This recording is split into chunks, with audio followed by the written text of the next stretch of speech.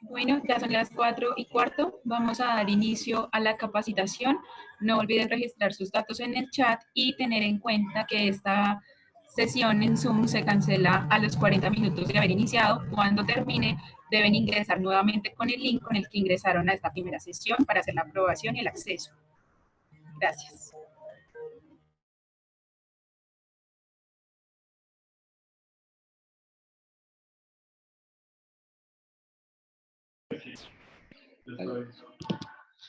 Bueno, buenas tardes para todos. Quisiera saber y que me confirmen si tenemos audio, por favor.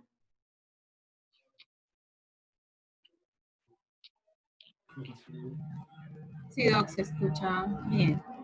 Ok, perfecto. Bueno, entonces, pues el día de hoy hemos querido dar inicio a este módulo de ventilación mecánica.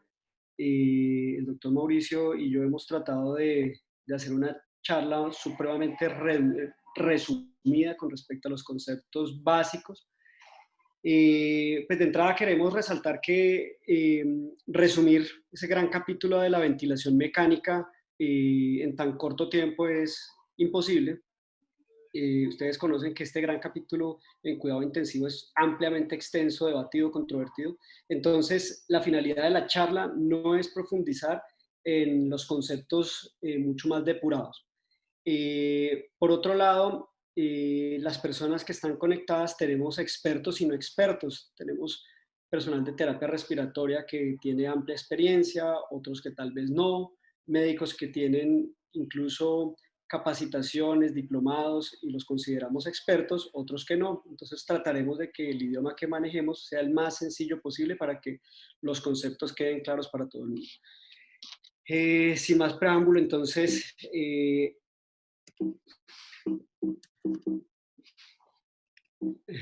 problemas acá para... Ya. Entonces, la charla la hemos dividido en unas fases. La primera fase vamos a hablar de las bases fisiopatológicas de la falla ventilatoria. La segunda fase tendremos unos conceptos básicos de mecánica pulmonar, estrategias de ventilación protectora y finalmente, si nos alcanza el tiempo, vamos a, en vivo a revisar un funcionamiento básico de un ventilador mecánico.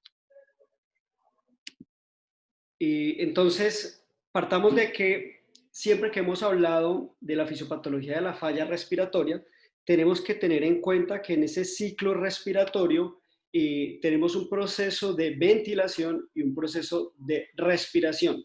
Clásicamente, los libros han hablado de una respiración externa y una respiración interna, haciendo referencia a esos dos procesos. Un proceso de ventilación, respiración externa, y un proceso de respiración e intercambio gaseoso llamado respiración interna. ¿Eso qué es finalmente? Entonces, tenemos que todos esos procesos en los cuales intervienen esta cantidad de músculos, escalenos, serratos, esternocleidomastoideo, músculos intercostales, diafragma, van en función de ampliar el diámetro de la caja torácica, generando un gasto energético supremamente alto para generar una presión negativa que conlleva a introducir un volumen de aire dentro de los pulmones. Eso es la respiración externa o ventilación. Tenemos, por otra parte, la respiración interna o intercambio gaseoso, que siempre hemos hablado que una vez que ese volumen se encuentra en el espacio alveolar, nos encontraremos sometidos a un intercambio gaseoso. Pero ese intercambio gaseoso, ¿de qué depende? Del delta de presión de la concentración de estos gases, tanto en el espacio alveolar como en la sangre. Entonces tenemos este concepto muy importante, y es que recordemos que el CO2 difunde 20 veces más fácil que el oxígeno. Entonces, siempre clásicamente nos han dicho, no, mire, durante el proceso inspiratorio se da la difusión de oxígeno, durante la fase expiratoria se da la evacuación del CO2, y realmente eso no es cierto. Y no es cierto, ¿por qué razón? Porque en el momento en el que el oxígeno tiene una dificultad para difundir, va a requerir que este intercambio de oxígeno se dé tanto en la fase inspiratoria como expiratoria del ciclo respiratorio. Entonces uno entra y dice, oiga, pero ¿cómo en la fase expiratoria va a haber intercambio de oxígeno? Y eso es gracias a esto, a la capacidad residual funcional. ¿Qué es? Ese volumen que queda dentro de los alvéolos, ese volumen que queda dentro de los alvéolos al final de la expiración. Entonces, recordemos ese concepto, capacidad residual funcional, porque es la base para hablar más adelante del PIB. Otra cosa que es muy importante, miren que la membrana alveolo-capilar acá, aquí tenemos el surfactante pulmonar, que es este azul, es una membrana que aparentemente es pequeña, pero en situaciones fisiopatológicas como el acúmulo de mediadores inflamatorios de líquido, se vuelve una membrana mucho más gruesa, digámoslo así, que va a impedir que difunda adecuadamente el oxígeno. Y lo otro es que siempre que tengamos un saco alveolar distendido con una presión al final de la expiración, o sea, un PIB más alto, se va a reducir este espacio y va a facilitar la difusión del oxígeno. Entonces, tenemos que recordar, ¿sí? algunas variables básicas.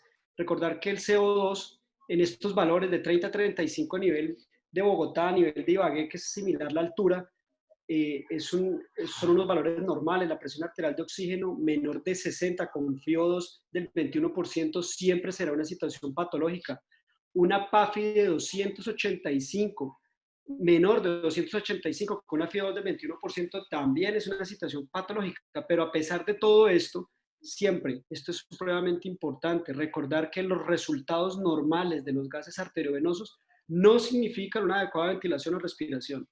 Entonces, siempre, acordémonos del concepto de trabajo respiratorio. Si un paciente tiene una frecuencia respiratoria mayor de 20, tiene aleteo nasal o tiene disbalance toracoabdominal o necesidad de FIO2 mayor del 50%, este paciente no está bien, así los gases arteriales estén perfectos. Si el clínico no le para bolas a este paciente que tiene trabajo respiratorio, en 2 horas estos gases arteriales probablemente no sean los mismos. Entonces, siempre acordarnos que debemos enfocarnos primero con la clínica. Entonces, ¿cómo podemos definir la ventilación mecánica? Fácil, sencillo. Es el proceso mediante el cual yo introduzco un volumen de aire a mi sistema respiratorio. Entonces, ¿qué implica esto?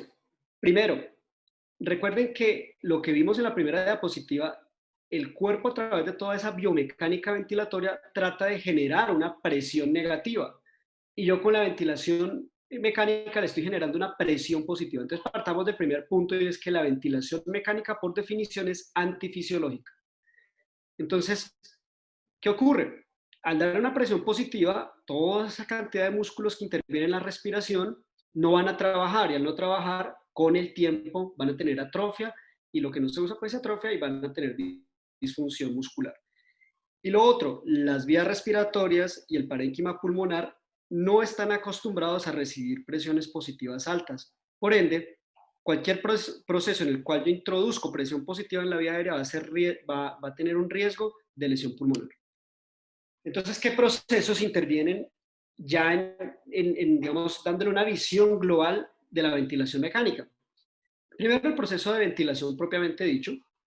Segundo, la difusión. Entonces, este primer proceso de ventilación, ¿de qué va a depender? Del gasto energético que hablamos, del uso de todos estos músculos. La difusión de los gases, ¿de qué va a depender? Del delta de presión. Y una vez que tenemos este oxígeno en la sangre, vamos a necesitar de transporte, ¿sí? Alguien que transporte ese oxígeno a los demás tejidos y eso va a depender de dos cosas básicamente, del contenido de hemoglobina y si no tenemos una bomba cardíaca que esté evacuando esa sangre de la circulación pulmonar a los demás tejidos, pues tampoco vamos a tener una adecuada oxigenación. Finalmente tenemos una utilización del oxígeno por las células. Esto ya tenemos que ver todos los procesos que conlleva la respiración en la cadena respiratoria a nivel mitocondrial y finalmente una regulación que es a través del sistema nervioso central. Recuerden que tenemos varoreceptores, quimioreceptores, centro respiratorio, que todos van a estar sometidos a estos cambios. ¿Qué es lo importante? De todos esos procesos, ¿cuáles podemos modificar a través de la ventilación mecánica? La ventilación y la difusión. Son los únicos dos procesos que podemos nosotros manipular a través del ventilador. Entonces, vamos a hablar un poco de las propiedades mecánicas del pulmón. Estos son conceptos básicos que tenemos que tener el gran, digamos, el significado clínico grande, robusto, para poder seguir entendiendo más adelante los demás temas. Entonces tenemos primero el concepto de distensibilidad. Entonces, fácil, sencillo. ¿Qué es la distensibilidad? Es la propiedad que tiene una estructura, un órgano, un cuerpo, de deformarse al introducirle un volumen determinado. ¿Qué implica esto? Que a mayor distensibilidad, pues va a haber menor presión dentro de ese cuerpo. Por eso se llama complacencia. Fácil, sencillo. ¿Qué es la elastancia? Es el proceso inverso. Entonces, este globo va a tener una tendencia o una fuerza natural de volver a su estructura normal, ¿sí? Entonces va a ser el proceso inverso a la distensibilidad, es la elastancia, esa fuerza con la cual ese globo vuelve a su tamaño original. Pero como todo no es así de fácil, resulta que el sistema respiratorio no es un globo. El sistema respiratorio tiene unas estructuras que son distensibles o son más distensibles, como lo son el parénquima pulmonar propiamente dicho, y otras estructuras que son poco distensibles, como es la vía aérea superior. Entonces eso me implica ya diferenciar dos conceptos que son la distensibilidad dinámica y la distensibilidad estática.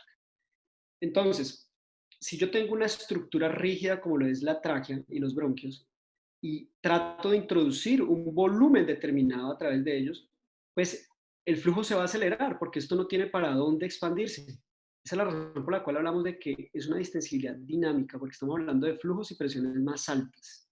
A diferencia de la distensibilidad estática, que es una vez que ese volumen ha vencido esas resistencias. Recuerden que si juntamos todos los sacos alveolares del pulmón, nos da un área de superficie de una cancha de fútbol. Entonces viene un volumen determinado por la tráquea y de repente sale a esa gran superficie.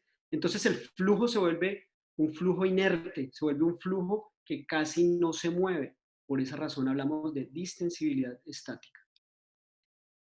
Como todo no es tan fácil y siempre queremos llevarlo a medidas cuantitativas, entonces aplicamos fórmulas.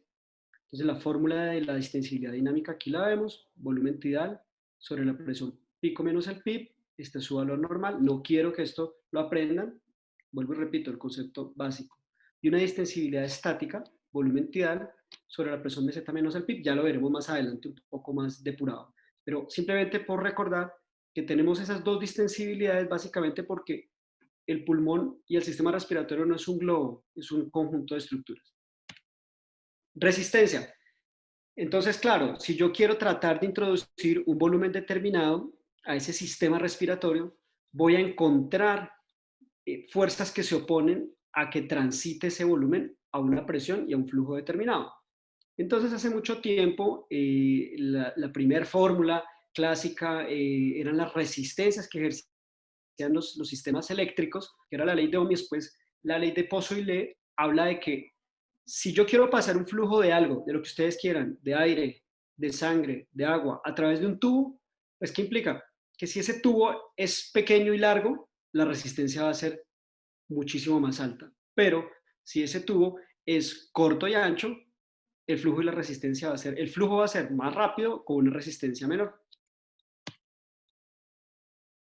Entonces, volviendo al concepto de que la ventilación mecánica consiste en generar una presión para trasladar un volumen a través de las vías respiratorias, pues lógicamente vamos a encontrar diferentes presiones a nivel que esa columna de aire se va desplazando por las diversas estructuras.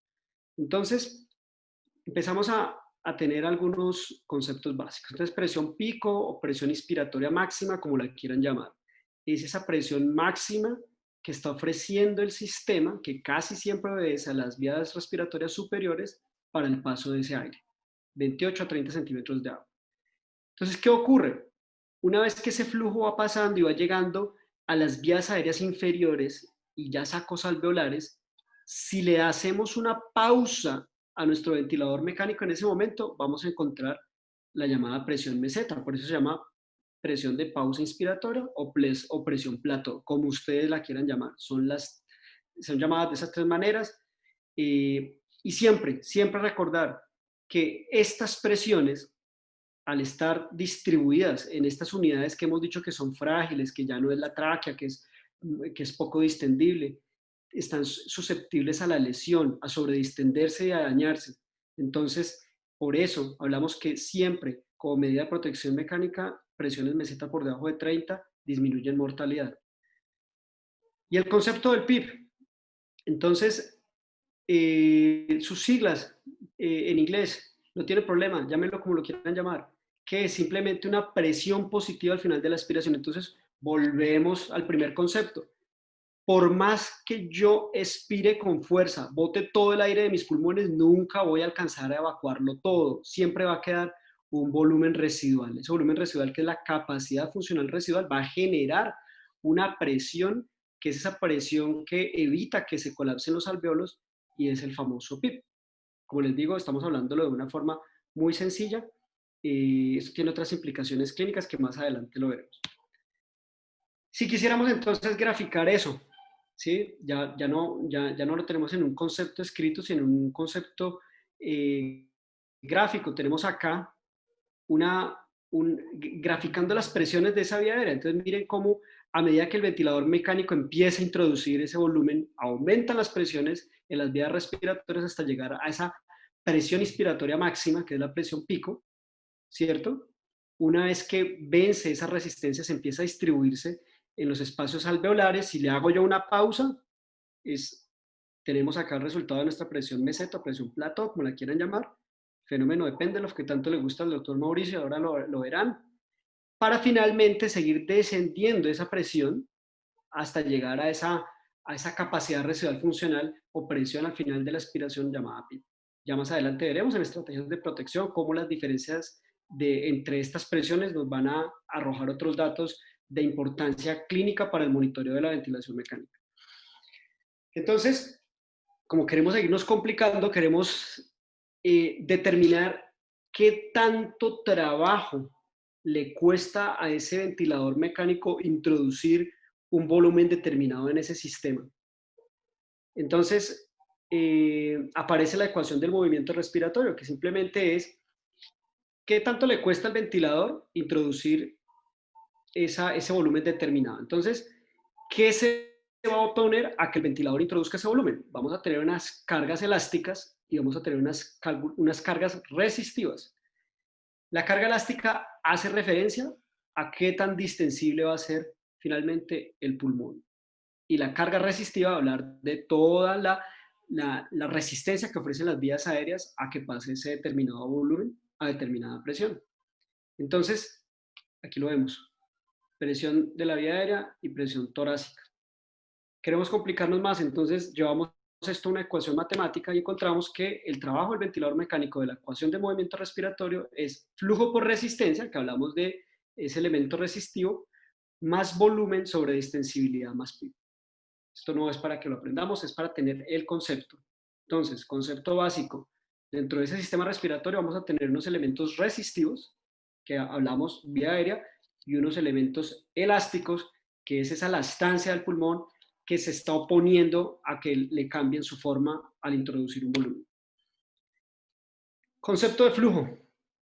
Entonces, recordemos que el flujo es qué tanto volumen de lo que quieran llamarlo, de aire, de agua, de sangre, estamos pasando a través de una estructura a través del tiempo.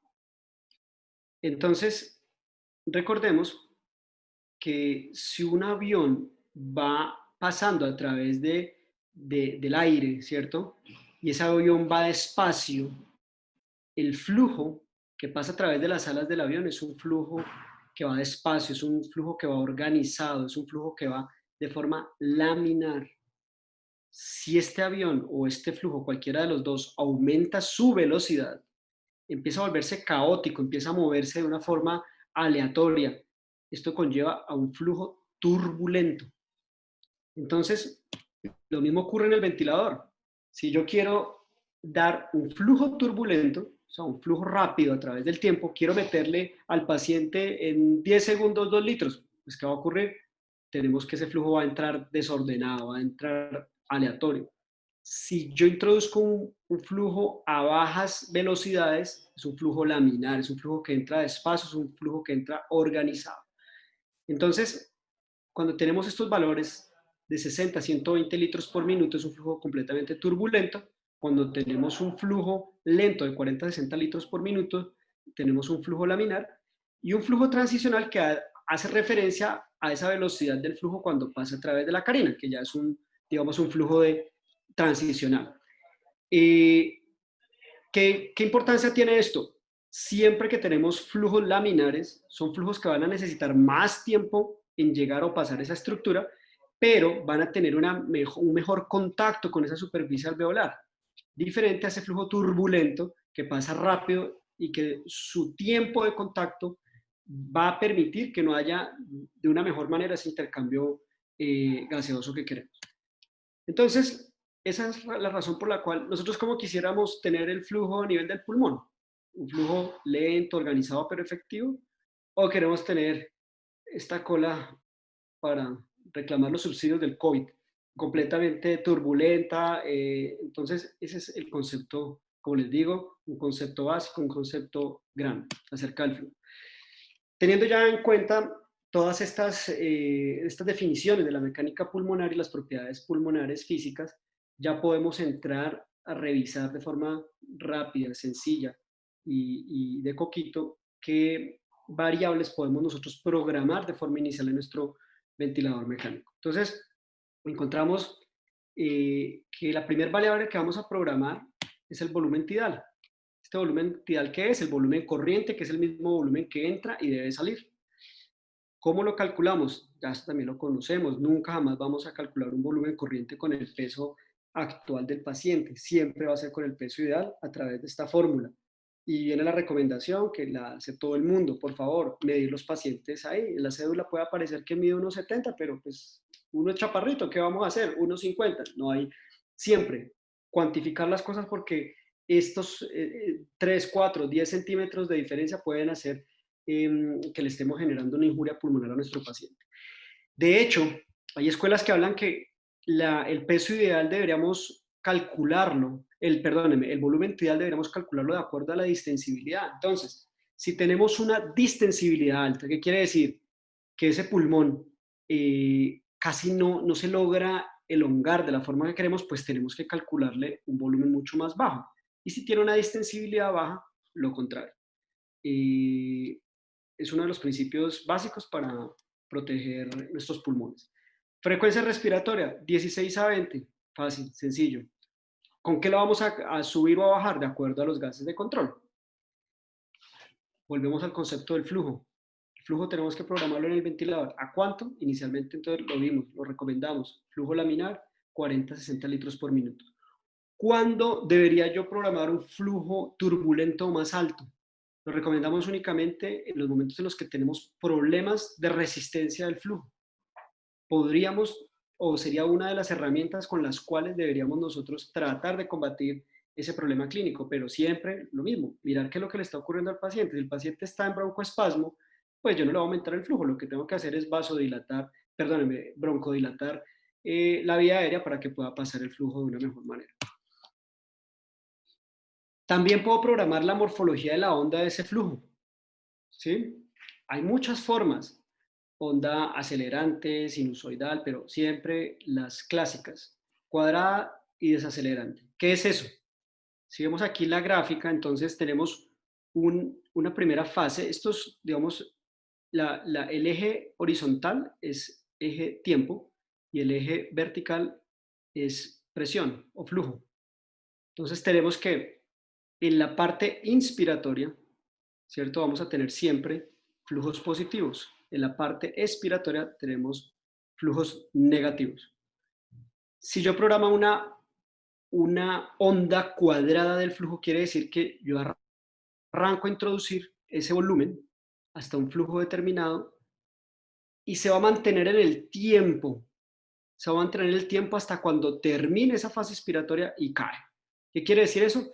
Que introduce el volumen y acá, en la parte máxima de inspiración, se va a mantener constante. Diferente a una morfología descendente, en la cual aumenta la presión hasta su valor máximo y empieza a declinar rápidamente el flujo. Entonces uno dice, bueno, ¿y cuál es mejor? Pues fácil. Si yo tengo un pulmón que no distiende, yo prefiero mantener una onda desacelerante. ¿Por qué razón? Porque va a ser menor el tiempo que está expuesto ese pulmón a presiones altas. Si yo tengo lo contrario, pues voy a tener un pulmón que probablemente me va a aguantar más tiempo con presiones altas en el sistema. Entonces siempre la morfología de la onda la tenemos que cuadrar de acuerdo a cómo se encuentra el parénquima pulmonar de nuestro paciente y las distensibilidades. Entonces aquí lo vemos, distensibilidad normal, y cuando tenemos distensibilidades bajas, preferimos esta otra onda desacelerante. FIO2. Entonces, recuerden, el oxígeno es como un medicamento, dosis altas pueden ser tóxicas, siempre, siempre, FIO2 mayores del 50% a través del tiempo se convierten en dosis deleterias por el colapso alveolar y por una cantidad de razones. Entonces, si el paciente nos está requiriendo FIO2 mayor del 50% a través del tiempo, el paciente no va bien, algo está pasando. Y siempre debemos tratar de programar la FIO2 más baja que tolere el paciente. Con respecto al PIB, entonces acordémonos, esa capacidad residual funcional, esa presión al final de la expiración que es la que evita que nuestros alvéolos se colapsen. ¿Qué tanto PIB debemos programar? Pues debemos programar un PIB que nos mantenga una saturación mayor de 90, un PIB que nos tenga una FIO2 menor del 50% lo posible y que podamos tener una presión meseta menos de 30. Bueno, entonces continuamos. ¿Qué es la sensibilidad? Entonces recuerden que la sensibilidad, disparo o trigger, como lo quieran llamar, tiene muchos nombres y entre más sofisticado, pues más sabe el doctor. Entonces casi siempre tratamos de usar el término más sofisticado, pero tratemos de simplificar siempre las cosas. El ventilador, recuerden que va a generar un volumen y para que ese volumen pueda ser entregado al paciente implica vencer o abrir una válvula inspiratoria. Yo puedo calibrar en el ventilador qué tanto esfuerzo va a tener que hacer ese paciente para que pueda abrir esa válvula inspiratoria. Eso lo puedo hacer a través del flujo o de presión. Entonces yo calculo que cuando el paciente me logre mover de 3 a 5 litros minutos, se abre la válvula, o sea, con esta sensibilidad para que le dé ese ciclo respiratorio. O lo puedo programar con presión. Cuando el paciente logre una presión de 0,5 a 2 centímetros de agua, puede abrir la válvula inspiratoria para que entregue ese volumen. En términos generales, entre más alta es la sensibilidad que yo le programe, va a ser mayor el esfuerzo que tiene que hacer ese paciente para que le entregue ese ciclo respiratorio que nosotros hemos programado. Sencillo, conclusiones. Biomecánica pulmonar, esencial para entender la ventilación mecánica. Esto nos va a llevar la racionalidad y la lógica de las leyes físicas del movimiento, facilita entender los principios de la ventilación mecánica. Tercero, todo esfuerzo en afianzar conceptos se van a traducir en protección pulmonar. Y los dejo finalmente con esta imagen que me llamó mucho la atención. Recuerden que el ejército más efectivo de toda la historia de la humanidad han sido las legiones espartanas. Ellos, ¿cómo lograron llegar a esa fama histórica? Ellos eran herméticos porque siempre tenían a sus hermanos al lado derecho y al lado izquierdo protegiéndolos de los problemas, o sea, confiaban 100% en quien tenían al lado derecho y al lado izquierdo. Recuerden, los grupos de trabajo hoy, en todos los niveles de la salud, son equipos de trabajo. Tenemos que aprender a confiar en quienes están a nuestro lado, el enfermero auxiliar, la jefe, el terapeuta, el médico. Y esa confianza 100% solamente la garantiza tener esos conceptos y el conocimiento adecuado. Muchas gracias.